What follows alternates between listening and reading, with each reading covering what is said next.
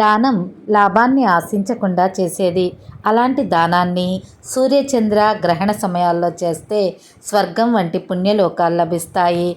కర్కాటక మకర సంక్రమణములందు అమావాస్య, పూర్ణిమ మొదలగు పర్వదినాల్లో చేసిన దానం మరింత ఫలితాన్ని ఇస్తుంది. దానం చేసేవారు తూర్పు దిక్కుగా కూర్చొని ఉండాలి. సంకల్పం, గోత్రం చెప్పుకొని దానం ఇవ్వాలి.